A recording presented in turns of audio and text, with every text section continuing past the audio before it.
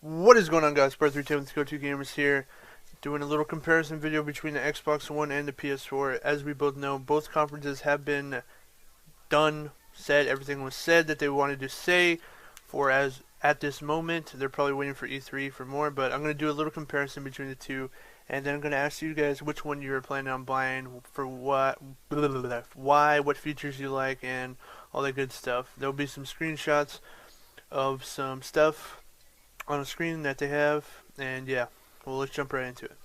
Alright, the Xbox, we'll start with the Xbox One. Xbox One is rocking an 8-core GPU, 8GB of RAM, 500GB of hard drive, a Blu-ray, HDMI mounted in, USB 3.0, and a built-in Wi-Fi, so you don't have to hook up an Ethernet cord.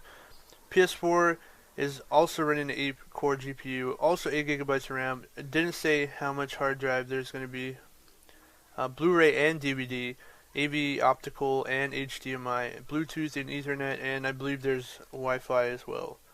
So, between the two specs, PS4 is actually winning right now because they do have AV, optical, and HDMI. Because I guess you don't have to have an HD TV to play, whereas the Xbox One looks like you're gonna have to have an HD TV to play right now.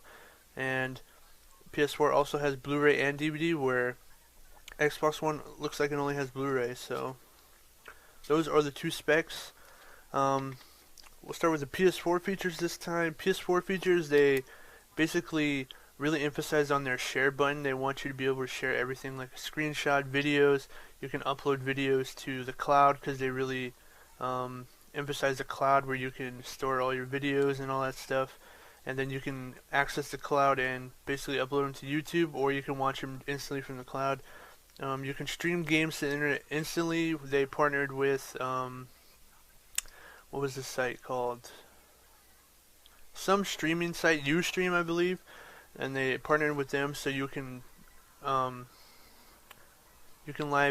stream instantly to Ustream, like show your friends what you're doing.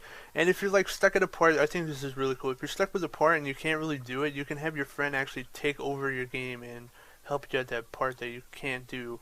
Like, you're like, man, I wish, could you come over here? I know I've said it a million times when I'm playing like a game and I can't do it. I'm like, man, I wish you could just come over here and do this because it's pissing me off.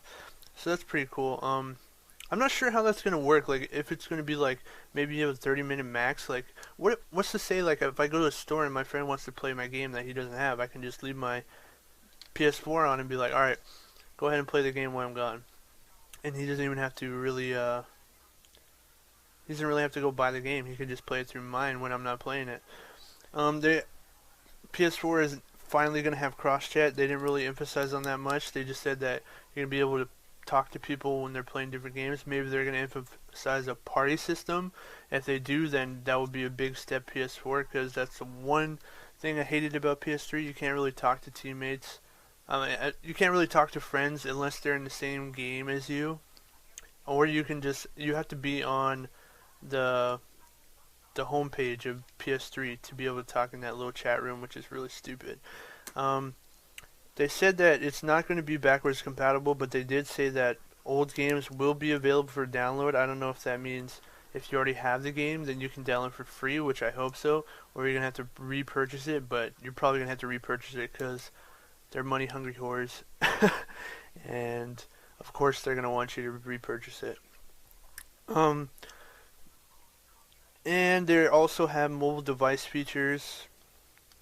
So just like the Xbox now, they're going to have like the smart glass. I'm not sure what the PS4 one is going to be called, where you can access the console through your phone and do other stuff. Now to the Xbox One. Xbox One, they really emphasize TV and like entertainment, like movies and Netflix and Hulu and all that. They really basically introduced a cable box, in my opinion. Like, they call it an all-in-one system. It has games, cable box, and like social media stuff, so you can go on Facebook and Skype and like interact with your friends and whatnot. But they really emphasize on TV.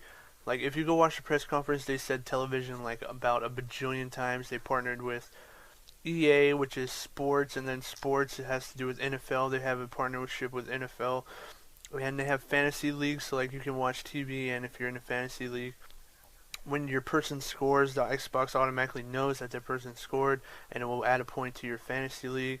So Xbox One is more of a entertainment system like console now, where it has to do with if you're gonna watch a lot of TV or movies or anything like that. They didn't really go too much into gameplay, like any games. Like PS4 showed a lot of new games and like trailers and stuff like that, but where Xbox, they only showed Call of Duty Ghosts. That was their ending segment. They just showed a little bit of gameplay of Call of Duty Ghosts, and of course they have that partnership with Call of Duty where they get everything first.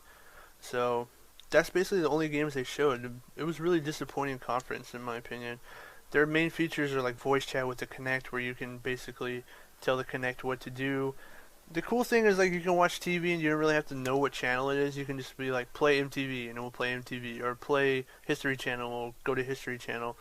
They also have a guide there you can see what is on TV as of what at that time, and you basically don't even have to hold the controller. You can just talk to your Xbox and it'll do everything for you. How responsive that will be, who knows? The Kinect, now I have the old Kinect and it is not very responsive. You have to scream at it for anything to happen. Um, the cool thing that they have is picture in picture. You can run two apps at the same time, so you can like be streaming the web and like on a Skype call with someone, or watching Netflix and doing a Skype call with someone. I'm not sure if you can play a game and like be on the internet at the same time, or play a game and watch a movie at the same time, or TV, because that would be really cool. Because it would be really useful if like you want to play a game and like just look at the TV when you die. I know I've done that a million times because I have two monitors. I like go on my computer, and when I die, like I play Search and Destroy, I go on my computer, and while the round is where the round is still going. Um, and of course they have their mobile smart glass stuff, and it's supposed to be like you can leave off as soon as you turn on your Xbox. It'll know exactly where you left off, and you can like jump straight into the game without like minimal loading times. They also have a bunch of servers. They're upgrading all their servers, and that's pretty much it of the features that they had. If I missed anything, I'm sorry. I watched both of the live events, and right now I'm not too impressed with Xbox One. PS4 is actually, I'm leaning towards PS4 right now because I haven't really seen any games on Xbox. I'm a hardcore Xbox fan, but I do have PS3 and Xbox 360. I play my Xbox 360 a lot more because I like the online service. That's just my opinion. A lot of people like other things about the PS3, and I don't know. I just like the Xbox 360. I'm not a fanboy because I do have a PS4 and I do play for the exclusives like Uncharted and Heavy Rain and God of War and all that stuff. I do like PS3, don't get me wrong, but I prefer my Xbox. I like the controller better. I don't like having my thumbs hit each other when I'm doing like, I don't know. I just prefer Xbox over PS3. That's my opinion, but everyone's entitled to their own opinion. So please do not start a console war in the comments, but let me know which console you're planning on getting if you are. There's really no incentive to upgrade because Xbox said they were gonna have cross-platform where you can play with people that have the new Xbox and the old Xbox. Both are not backwards compatible, so all those Xbox or PS3 games you have are going to be useless. I'm not sure if PS4 is going to be backwards compatible where you can play with PS3 players. Hopefully, for you PS3 players, that is the case. If not, then I don't know. There's really no incentive to upgrade as of right now unless you really want like an all-in-one TV, or if you want to really want the features that PS4 has. But we will see at E3. They'll probably throw a bunch of I can't talk right now. They'll probably throw a lot more things at us and show us more features. Hopefully Xbox will show a lot more gameplay, maybe change my mind about which console I'm getting. I'm probably going to get both at some point, but I'm going to get one over the other in the beginning. So right now I'm leaning towards the PS4, but I don't know, my opinion may change depending on what my friends get, because I don't want to be the only person with the PS4 of my friends and I'll be playing by myself, and as well as E3, what they show at E3. Anyways, let us know your opinions in the comments, and yeah, thanks for watching. Peace.